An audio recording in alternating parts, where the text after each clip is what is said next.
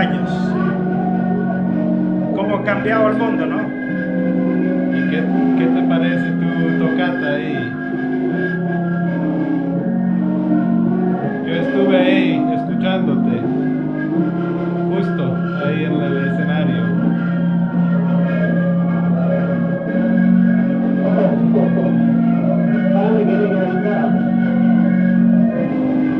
Y me acuerdo que íbamos a tu casa y nos asombrábamos de tu tocar, porque tocabas tan bien. Y ese tipo de órgano era lo único que sabíamos que existía. No era muy común, el órgano Hammond.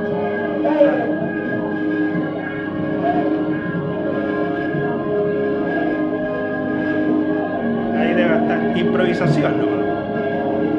Sí, y después llega un baterista y comienza a tocar contigo. Y después llega Eugenio Guzmán y comienza a tocar el bajo contigo. Ah, bueno, Eugenio tocaba conmigo teníamos un pequeño grupo. ¿Quién? Eugenio, conmigo, Ah. con Fernando López. En ese tiempo.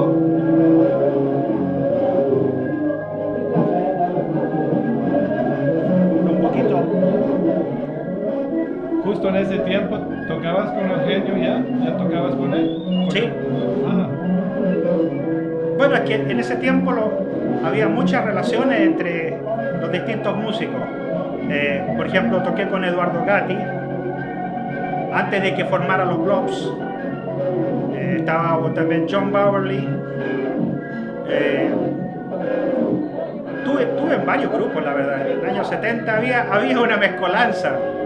Incluso creo que una vez toqué con Agua Turbia, con Carlos Corales, en el teatro, uno que quedaba en Manuel Montt, Teatro Marconi, creo que se llamaba. Sí.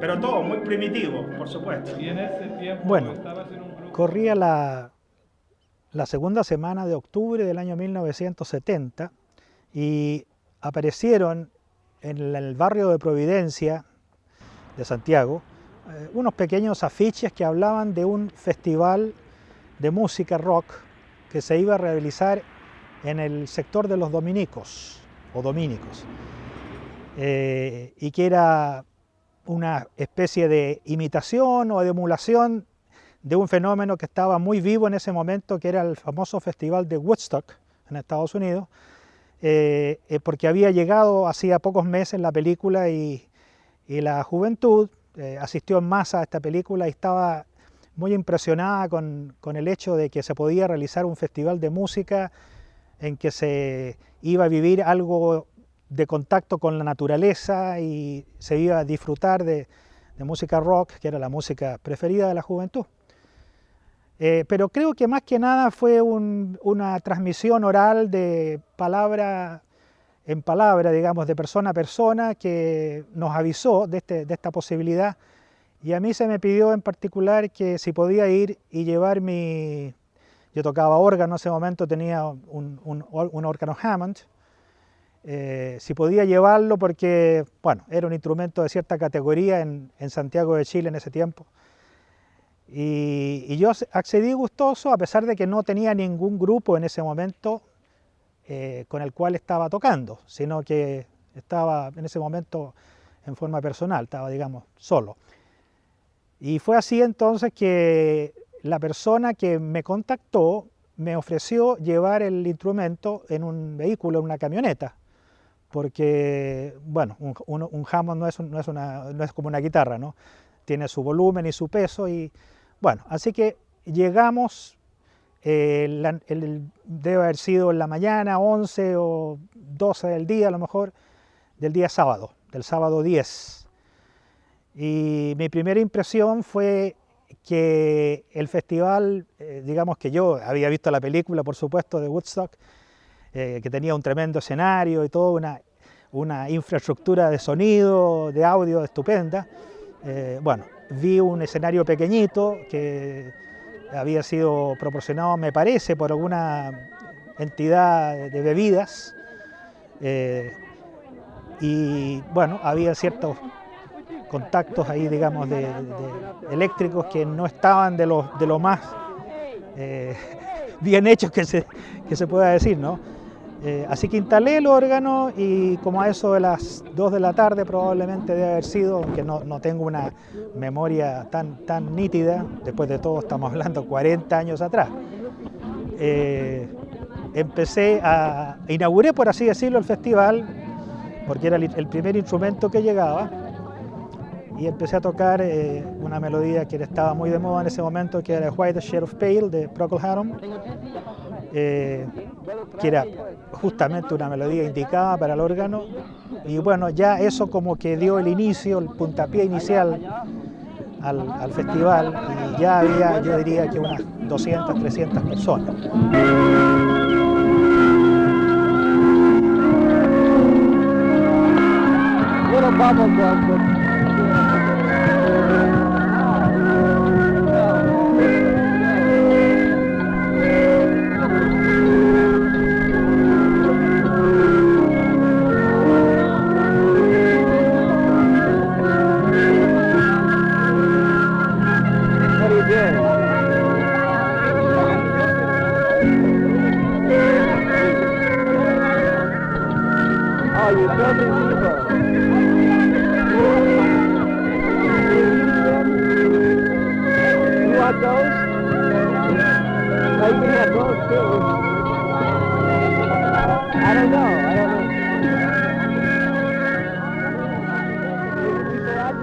Bueno, esto fue en aumento a medida que pasaba la tarde, empezaron a llegar otros grupos y ya la cosa se organizó un poco más, había más asistencia de público.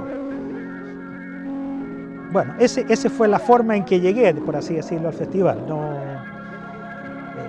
No nos imaginamos que después, más adelante, ya cuando se vino la tarde, vino la noche, por efecto indudablemente de que había alcohol y probablemente drogas, qué sé yo, drogas livianas, qué sé yo, marihuana, cosas así, o anfetaminas. Se empezaron a entusiasmar algunos y empezaron los primeros desbordes que empezaron a cortar los cables que traían la energía, que por lo demás venían por un cable que no es profesional, y por lo tanto el voltaje que teníamos, en vez de 220, que es lo que debe haber aquí en Chile, yo creo que no llegábamos a los 180. De manera que la distorsión del sonido era tremenda y bueno, toda esa parte uno lo olvidó porque había una mística, había un encuentro de jóvenes que curiosamente éramos como, diría yo, separados en cierto modo de la sociedad, porque la sociedad chilena estaba tremendamente politizada en ese tiempo, entre izquierda y derecha. Acababa de salir elegido democráticamente Salvador Allende como presidente de Chile. Estaba la discusión si acaso iba a ser aprobada su elección en el Senado, en el Congreso Pleno, según la Constitución, porque mal que mal era un presidente que representaba una línea de izquierda dura, en cierto modo semejante a la línea de Fidel Castro. Entonces había toda una división política entre la derecha y la izquierda chilena, y la juventud, había un grupo de juventud, por cierto, bastante numeroso, que no estaba ni en un campo ni en el otro, sino que estaba más preocupado de los fenómenos de tipo mundial, que en ese momento sí que recorrían el orbe. Hay que acordarse que en el año 68 tuvimos la famosa revolución de la Universidad de París, en que apareció el famoso lema "Prohibido es prohibir", de que vino el año 69, en que el hombre llegó a la luna, en que se hizo la primera transmisión de televisión alrededor del orbe. Me acuerdo que apareció el grupo de los Beatles. Estaba la guerra de Vietnam, frente a la cual la juventud americana tenía una posición claramente opuesta. Había un momento de efervescencia. Se dudaba en ese momento de los cánones que habían imperado en la humanidad hasta ese entonces, los dogmas, y había una ansia de libertad, no sé, de vivir de una forma distinta, de acercarse, por ejemplo, a la naturaleza, de volver a lo primitivo, a lo original.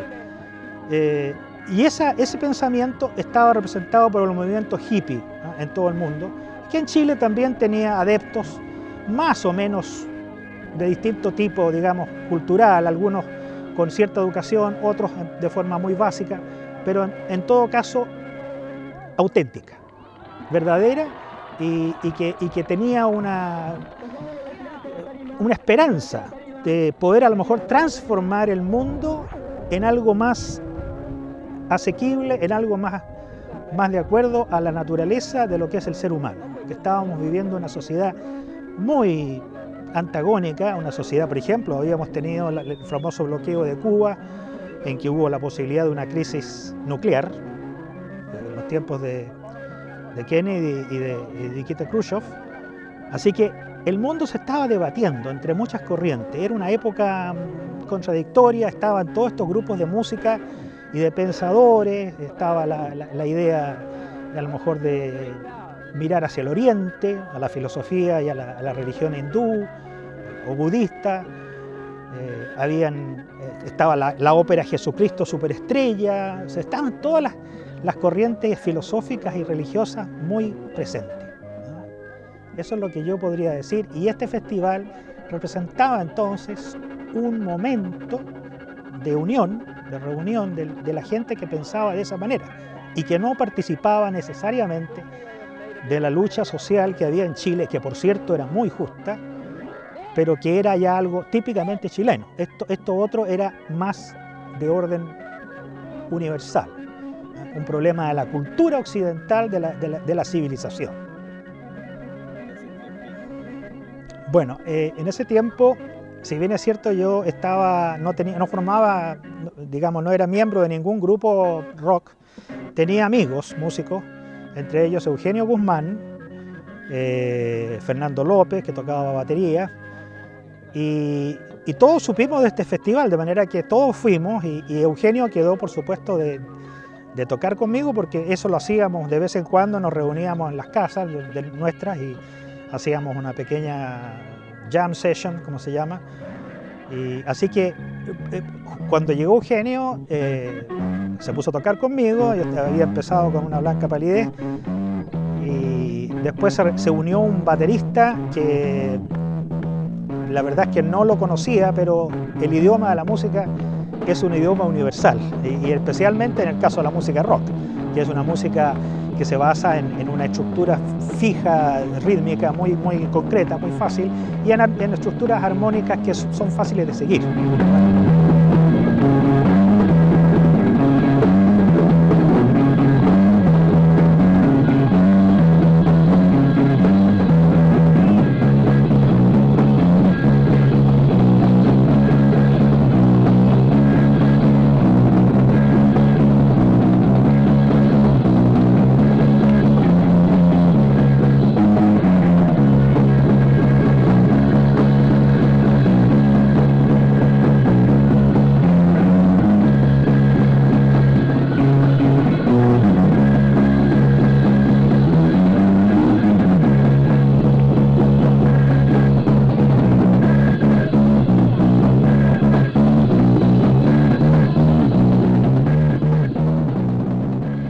Así que empezamos esos tres y enseguida llegó, me parece que Lágrima Seca, que era un grupo que sí estaba organizado. Y bueno, y más adelante en la tarde empezaron a llegar otros grupos, como los Blobs, los Jaivas, que efectivamente tocaron tipo 7, 8 de la noche, me imagino, era más bien al anochecer. Vino Agua Turbia también, que al final no tocó porque también se produjo un problema muy típico de los músicos, ¿no? Que es el ego. Cada cual quería en el fondo aparecer lo más posible, y entonces se producía una especie de lucha de quién va a tocar, cuándo y cómo y con quién.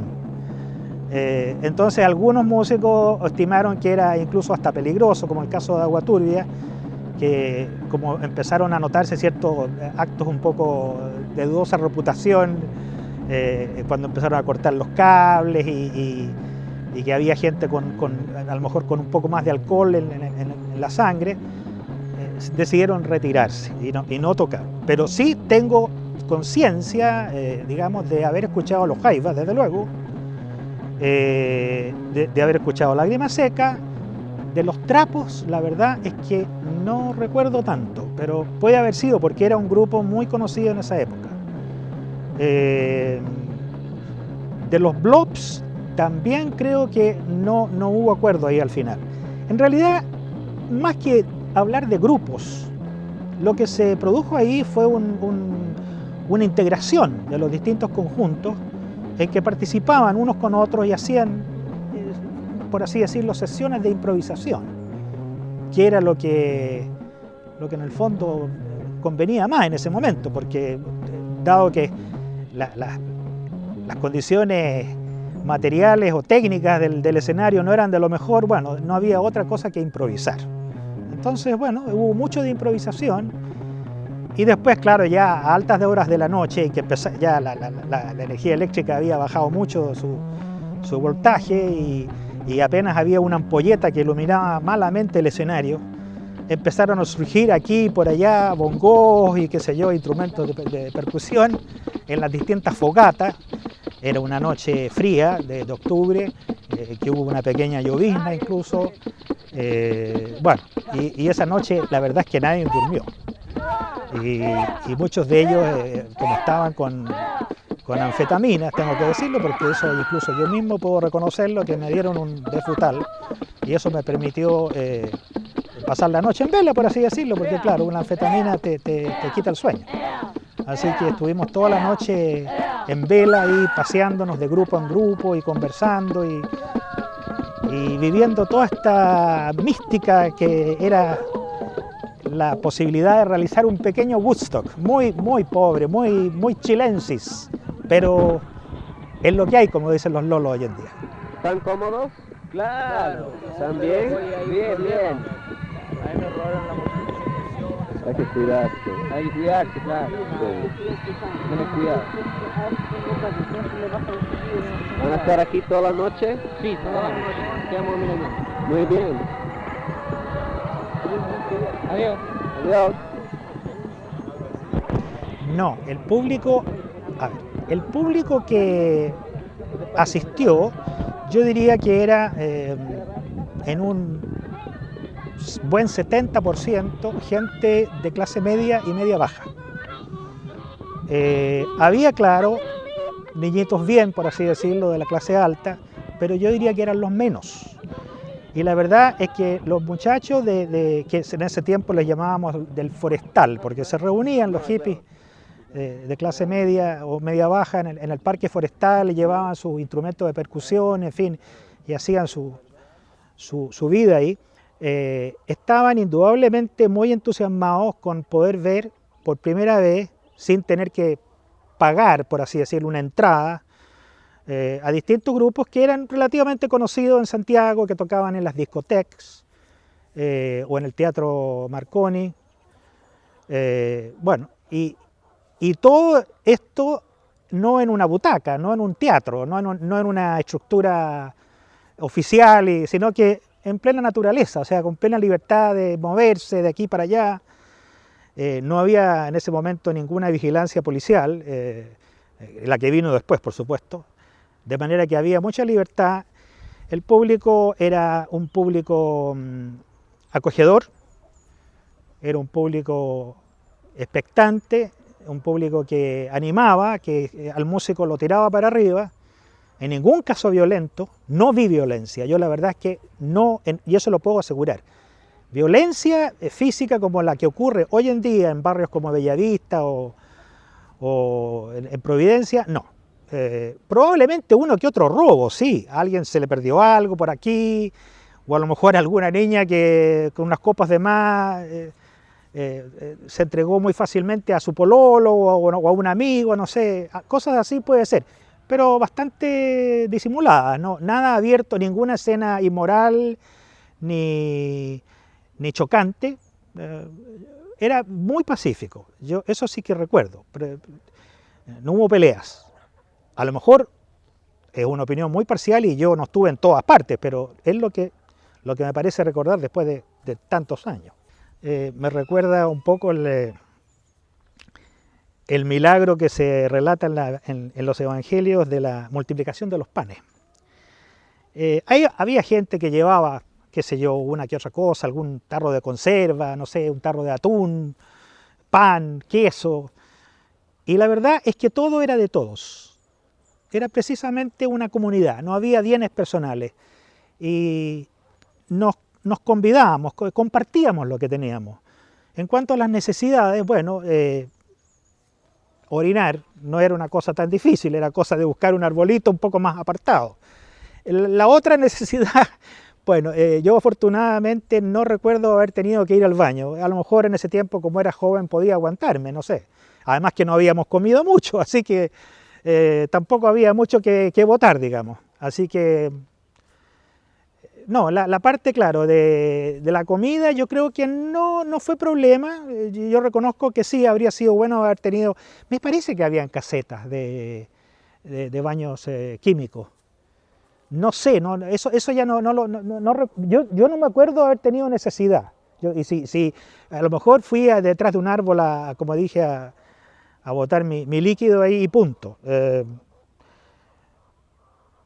Lo que pasó el día final fue que comenzaron a aparecer comentarios, probablemente en las noticias de la televisión en la noche y luego en el diario Mercurio en la mañana salió un artículo que la verdad es que exageraba muchos aspectos y trataba de demostrar que toda esta gente era gente vil, perdida, que estaba entregada al vicio y bueno, denostaron mucho la situación y entonces, por supuesto, se hizo presente la fuerza pública, llegaron los carabineros, junto con muchos padres, porque la verdad es que no éramos todos jóvenes yo tenía 23 años, pero yo diría que había un buen número de juventud que andaba en los 15, 16, o sea, menores de edad, definitivamente.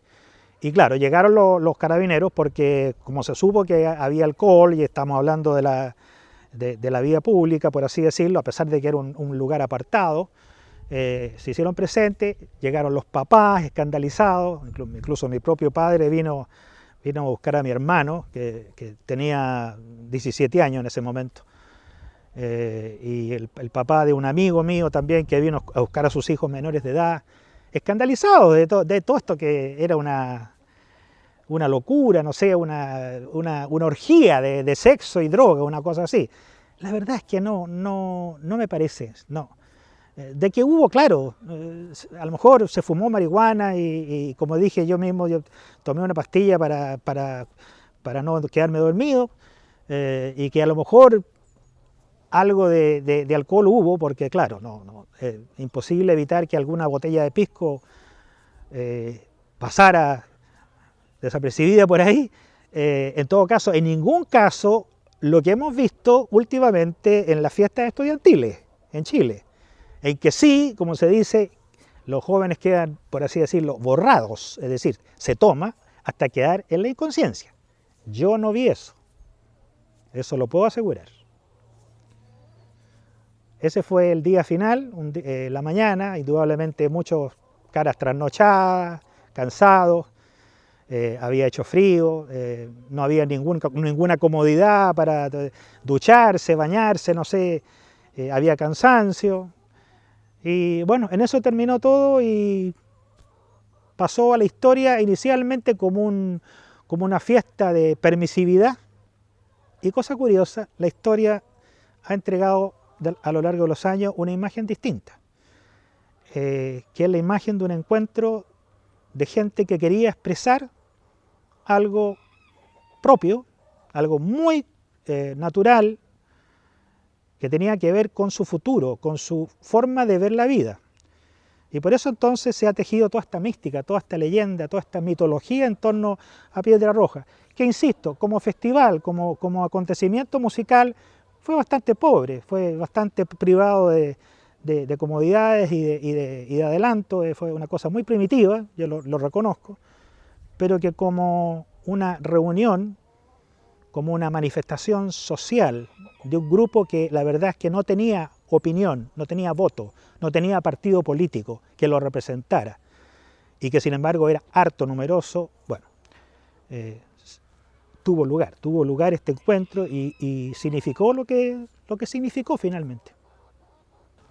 Las repercusiones que pude tener yo en mi caso no fueron mayores porque ya las tenía, es decir, yo ya estaba en una posición encontrada con mi familia, ellos ya me tenían así, por así decirlo, como un niño perdido, hasta cierto punto, a pesar de que yo estaba terminando mi estudio de ingeniería, estaba en ese momento estudiando tecnología del sonido en la Universidad de Chile.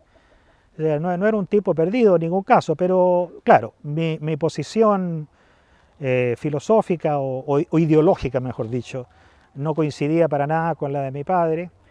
En el caso de mi hermano, como era menor, a él seguramente lo castigaron un poco más, lo reprendieron. A mí no me dijeron mayor cosa. Bueno, algo seguramente me tiene que haber dicho mi padre de que era una lástima que yo estuviera en esas cosas. No tuve ninguna repercusión de otro tipo, ni con la ley, ni con amigos, porque además el mundo mío, mi submundo, tengo que decirlo, porque era un submundo, vivíamos una subcultura que se prestaban los discos y se prestaban lo poco que llegaba, porque la verdad es que solamente teníamos acceso a los registros de audio de los grupos, a través de los discos de vinilo, que muchas veces llegaban importados de Estados Unidos, de Europa. Posibilidad de ver grupos nula. El Festival de la Canción, ningún grupo de importancia. No es como hoy en día que uno tiene la posibilidad de ver grupos de categoría en las distintas escenarios que hay en Santiago. En ese tiempo, nada. E incluso la televisión, yo creo que había 1 o 2 programas, a lo más semanales, uno creo que se llamaba Rock Concert, si no me equivoco, de que mostraban uno que otro conjunto, bueno, y que tenía cierta difusión. Pero no, todo esto era una subcultura, un submundo con su música, con su ideología, con ciertos libros que apoyaban todo esto, ideas filosóficas, ideas, bueno, sobre la evolución del hombre, no sé. Era la subcultura hippie, muy inmadura todavía, muy imberbe, muy poco desarrollada, pero que, insisto, yo creo que es un anuncio, es un pre-anuncio, diría casi profético, de lo que podría ser la humanidad en 50, 80, 100 años más. No le doy más. Bueno, estamos hablando de que estábamos en el año 70. Fueron 3 años del gobierno de la Unidad Popular, que comenzó como con una cierta esperanza de hacer un cambio radical de la sociedad chilena, que desgraciadamente no se supo dirigir en forma ordenada, se llegó a excesos, a abusos, se produjo desempleo, se produjo inflación, desabastecimiento, y durante ese tiempo también esta subcultura hippie continuó siempre por debajo. Yo estuve viviendo en una comunidad en el Canelo, cerca de San José de Maipo, en donde hacíamos, digamos, talleres de música y se experimentaba con, más que nada ya hacia la línea del jazz fusión, que me empezó a gustar bastante porque era un poco más desarrollado que la música rock. Y bueno, llegó el año 73, vino el golpe militar, y bueno, ahí ya con el famoso toque de queda, se acabó toda posibilidad de recitales o de tocar música en las discotecas, porque a las 8 de la noche había que quedarse en casa. De hecho, me tocó a mí estar tocando en ese tiempo en una discoteca con un grupo que teníamos de jazz fusión, y llegó justo el golpe y eso terminó en forma abrupta. Tuve que ir a buscar después el instrumento así, por poco menos que a escondidas, porque fueron los peores días, los días de septiembre del año 73. Y bueno, el país entró en una etapa de salir de este hoyo que había económico tremendo, y de ordenamiento, porque, bueno, yo no voy a hablar de la parte política porque no es de mi interés ni me incumbe mayormente. Lo que sí, claro, las promesas de poder desarrollar este tipo de actividad, la música, que es lo que más me gustaba a mí, se vieron completamente frustradas con esto, y por lo tanto vi como única salida la inmigración. Así que hice una aplicación para una visa de inmigrante a Canadá, y el año 76 yo estaba en la ciudad de Toronto buscando nuevos horizontes y permanecí en Toronto por 14 años, que fueron muy formadores, fue una experiencia muy interesante que me cambió la vida, por cierto. Y después he vuelto a Chile y ahora estoy con mis hijos, con mi situación. No podría decir que soy un hippie porque sería muy cínico, pero tampoco me siento un yuppie. Trato en cierto modo de buscar lo que es permanente, lo que es trascendente en el hombre y no quedarme en la periferia, en la competición, en la competitividad, en el solo hecho de tener, en el pasar bien, en rehuir el dolor. Me intereso por la filosofía, por la teología y sigo tocando música, eso sí que no se me va a quitar porque el que nació chicharra murió cantando, como dice el dicho popular. Bueno, yo creo que el hecho de que se haya transformado en un mito o en una leyenda obedece a que ha habido en el mundo, diría yo, en el último tiempo, una mirada retrospectiva hacia los 70. 60, fines de 60, 70. Porque la verdad es que esta ilusión que hubo en la juventud de esa época, con el tiempo se perdió. Y los que habían sido hippies y partidarios de la naturaleza y de la artesanía, del arte, se transformaron en lo que se conoce como yuppies, o sea, gente plenamente participante de la sociedad de consumo, gente que compite, gente que integra el establishment y se olvida de sus ideales, de su utopía. Sin embargo, cosa curiosa, los hijos, y eso lo puedo decir por propia experiencia, los hijos de esos hippies del año 70, de repente han escuchado a sus padres hablar de esta época y de estos ideales y como que han encontrado que hay un romanticismo, que hay un valor, que hay algo auténtico ahí que no se supo explotar, que se perdió en cierto sentido y que a lo mejor responde mucho mejor a las interrogantes de una sociedad como la actual, de una sociedad de una comunicación increíble a través de la internet, a través de los medios de comunicación móvil, y que sin embargo aparentemente está totalmente incomunicada porque son verdaderos autómatas, todos somos números, somos carnets de identidad, somos un don nadie, un X, y se ha perdido entonces el valor de la personalidad humana, de su valor intrínseco, fundamental. Así que estos jóvenes que ven un futuro mucho más negro, que por un lado, claro, promete tecnológicamente maravillas, y hemos logrado extender la longevidad de la persona humana, hemos superado muchas enfermedades, incluso el problema de la guerra, también aparentemente la guerra nuclear se ha logrado frenar, se ha mejorado mucho el estándar de vida en general de la población, no existen las miserias y las pobrezas que existían en Latinoamérica en ese entonces, pero el ser humano yo creo que está muy desorientado y ha perdido su base, ha perdido sus valores fundamentales.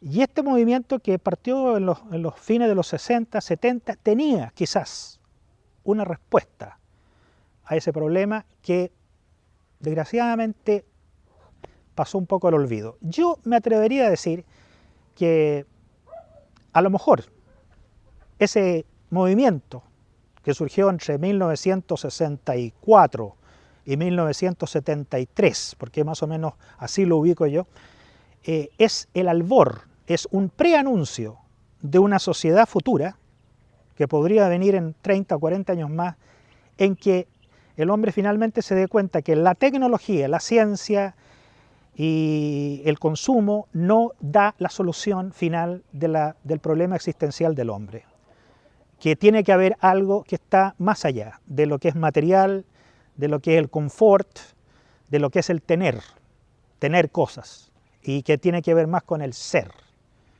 con quiénes somos, de a dónde venimos y a dónde vamos.